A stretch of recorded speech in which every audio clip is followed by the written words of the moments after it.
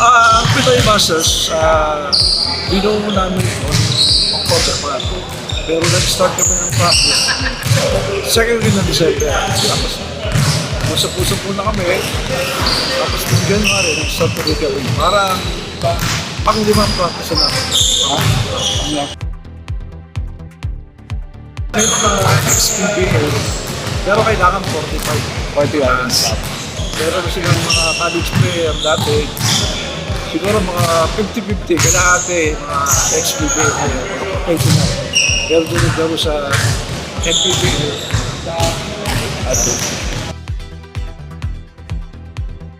Yes, World Masters. World Masters 2025. Sa Taiwan ito, sa May,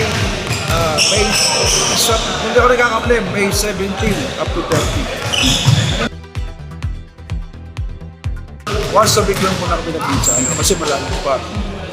Siyempre, may edad na rin, pero kasi may mga ligas sila. Madami kasi liga na rin ng 40 upper. Kaya sa ating boy yung basket. Kaya ano naman kasi, sa tagal ko na sa basketball, nakikipag na ako sa bata, saka sa mga adultay.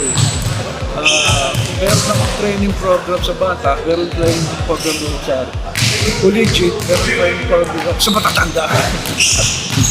Hindi naman pwede natin pagkakas ng pagkakas niya. Kasi baka ma-hospital.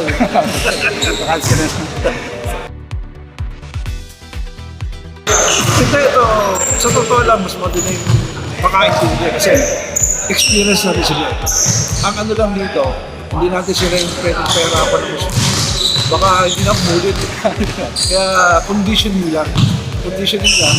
Tapos yung team effort lagi.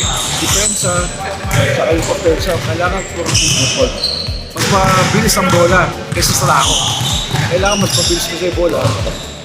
Yung tao kasi mapatay niya sa edad. Pero mentally mabilis na. Mas madaling to-pick up. Hindi na tulad ng bata, lahat digitalya mo. Ito, konting ano mo lang, kuhanan nila agad. Una-una, sana supportahan nyo kami, Pinoy Masters, sa World Masters sa Taiwan, sa May 17 to 30. Yung mga nag-aandisyon na hindi naging player ng Philippine team natin, pagigihan nyo, mas forte above na kayo. Kasi baka pwede kayo sa susunod sa pag-ibig sa Pinoy Masters.